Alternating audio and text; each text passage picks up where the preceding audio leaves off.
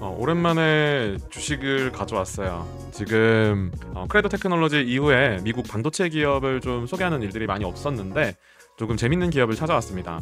그 화합물 반도체를 만드는 회사고요. 이 나비타스 세미컨덕터인데요. AI 반도체가 전력 소모가 상당하거든요. 그 호퍼나 블랙웰의 그 전력 소모가 상당하기 때문에 이러한 부분에서 그 화합물 반도체가 차지할 수 있는 시장이 어느 정도나 기대가 되는지 제가 조금 자료를 준비해봤습니다. 바이든이 HBM을 수출하는 걸 금지했어요. 그래서 이제 그거에 대한 보복으로 중국이 또 갈륨 수출을 하지 않겠다 선언해가지고 이런 일이 발생을 했습니다. 그러면은 이 갈륨이 뭐길래, 이 화합물 반도체는 도대체 뭐길래 왜 수입을 금지했지? 라고 생각하면은 이제 질화갈륨, 그 갤리엄 나이트라이드라는 그 화합물이 어떤 특성이 좋은지 좀 간단하게 설명을 드릴게요. 일단은 저희가 이제 실리콘 기반으로 그 만들어진 반도체를 이제 기본 반도체로 우리가 알고 있는데요. 이 갤리엄 나이트라이드는 이 전자 이동 속도가 실리콘보다 10배가 빨라요.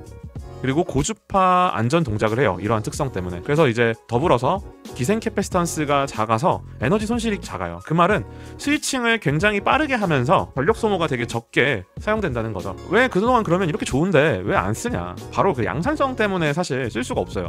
일단은 제조 비용이 굉장히 비싸요. 실리콘보다 2~3배가 비싸고, 양산하는 실리콘 웨이퍼가 300ml를 쓴다면 이 갤리엄 나이트라이드는 150ml밖에 못 써요. 이 말은 같은 크기의 웨이퍼에서 양산을 하는 게 아니라 이 절반 크기, 설계가 굉장히 어려운 측면이 있어요. 전자파 간섭도 굉장히 심하고요. 이게 전자 이동 속도가 굉장히 빠르기 때문에 옆에 회로에 간섭을 주는 것들이 굉장히 심합니다. 그래서 설계 난이도가 높고, 대량 생산을 했을 때 양산적인 특징을 가져가는 게 매우 어려운 반도체 화합물이에요. 화합물 반도체예요. 그래서 이러한 한계점이 있어서 그동안 양산을 잘 못했어요. 그런데 이제 우리는 HBM의 교훈을 떠올려야 돼요.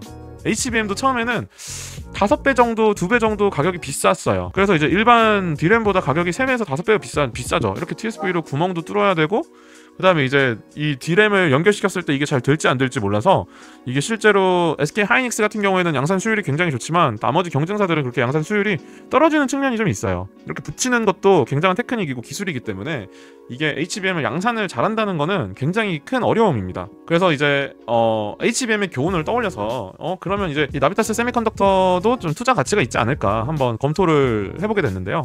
일단은 대체적인 상황은 이래요. 지금 거래량이 굉장히 많이 눈에 띄게 증가했고, 시총이 제가 이걸 처음에 투자했을 때는 7천억대였는데 지금 1조대까지 약 20% 30% 상승한 그 구간을 나타내고 있어요. 그래서 나비타스 IR 자료를 보면은 그 8.5kW AI 전원 공급 장치의 레퍼런스 설계를 개발을 한대요. 자, 이게 엄청나게 높은 전력입니다. 그리고 이 고전압에서는 이 갤리엄 나이트라이드와 SiC 아키텍처를 기반으로 그 높은 전력 밀도를 구현하고 있기 때문에 이 설계가 엔비디아의 호퍼와 블랙웰, 루빈 AI GPU 로드맵의 요구를 충족하면서 설계됐다고 해요. 인텔의 그 PFC 제어 기술이 적용이 돼가지고 안정성이 확보된 측면이 좀 있습니다. 그래서 이 제품이 그 델타, 그레이트월, 컴퓨어, 라이트온과 같은 고객사와 협력하여서 지금 생산되고 있고, 그 다음에 이제 AWS, Azure, 그 다음에 구글과 같은 데이터 센터에 납품이 이제 시작되고 있고, 2024년 3분기부터 관련된 매출이 증가하기 시작했대요. 자, 여기서 주의해야 될 거는 이제 3분기에 반영이 시작됐고 본격적으로 확장되는 시기는 아직 시작도 안 했다고 저는 그 크레도 테크놀로지의 케이스를 빌어서 이야기를 좀 드릴 수 있을 것 같아요. 그래서 2025년까지 점진적으로 매출이 확보될 것 같아서 지금이 어쩌면은 조금 진입하기 좋은 시기일 것 같다라는 생각이 들어요. 시총도 지금 1조면은 미국 시장에서 1조면은 굉장히 그 스몰캡입니다. 굉장히 시총이 작은 편이고, 그래서 이제 한 가지 우려사항을 좀 미리 말씀을 드릴게요. 이러한 신기술주는 매출이 나오지도 않고 아직 그 적자 단계에 있는 회사예요. 그래서 제가 이제 크레도 테크놀로지 같은 경우에는 가이던스가 굉장히 좋은 그 숫자가 있었고, 나비타스 반도체 같은 경우에는 지금 1조 대역에 머물러 있지만 언제든지 이렇게 마이너스 50% 조정을 맞을 수가 있어요. 이 신기술주 테크놀로지를 되게 우습게 보면 안 됩니다.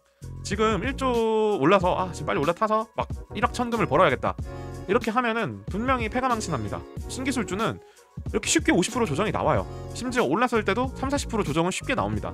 그래서 무작정 따라 들어가가지고 전 재산을 베팅하게 된다면은 뭐 굉장히 힘들 수가 있어요. 제가 크레도 테크놀로지를 투자했을 때 10불에서 뭐 5불까지 마이너스 50%를 맞더라고요. 이 매크로 변수에 굉장히 취약해요. 만약에 투자 환경이 잘 조성되지 않고 어려운 환경이 조성되면은 이렇게 50% 조정 변수가 쉽게 나오거든요. 그래서 그때를 기다렸다 매수를 하느냐, 이것도 또 장담할 수가 없어요. 이 구간에서 지금 매출이 본격적으로 내년부터 나오기 시작할 텐데 이 구간이 언제 나올지는 모르겠어요. 장중에 나올지도 모르고 언제 조정이 나올지 모르겠는데 그거를 기다리면서 매수하는 것보다는 분할로 천천히 오래 담아가도 지금 시간을 2년 축으로 봐도 크레도 테크놀로지의 이익 실현하는 구간은 지금이라고 생각하거든요. 그래서 평단가가 보통 20불에서 30불 사이에 많이 형성이 되어 있어야 되는 주식이에요. 크레도 테크놀로지 같은 경우에는. 그래서 저 같은 경우에는 이런 주식들은 분할로 천천히 접근해서 매수하면은 조금 좋은 지점과 타이밍이 올 수 있다. 이렇게 트럼프 정권이 들어서기 전까지 이 문제들이 그 산적한 문제들을 해결하려면 뭐 불법 이민자 추방 등 노지의 활용, 그래서 뭐 구조조정이 굉장히 사회적으로 많이 일어날 텐데 그때 분명히 이거는 하락 기회가 저는 올 거라고 생각을 합니다. 그러니까 무턱대고 전 재산을 올인하거나 그러지 마시고 이렇게 천천히 호흡을 가지고 투자를 하세요. 제가 이 크레도 테크놀로지 마이너스 50% 맞았을 때 솔직히 좀 눈물이 찔끔 났어요. 그래서 이러한 부분들을 좀 감내하면서 긴 호흡으로 주식을 따라가면 좋을 것 같습니다. 그리고 뭐 칩의 전력 스펙이나 경쟁력은 아직 그 여타 다른 경쟁 칩에 대한 분석을 아직 잘 못했어요. 그런데 일단은 뭐 울프스피드나 나비타스 반도체 같은 회사들이 이제 막 시작한 것 같아요, 달리기를. 그래서 좀 눈여겨보시고 투자의 맥점을 좀 천천히 잡아갔으면 좋겠습니다. 오늘 영상은 여기까지입니다. 안녕.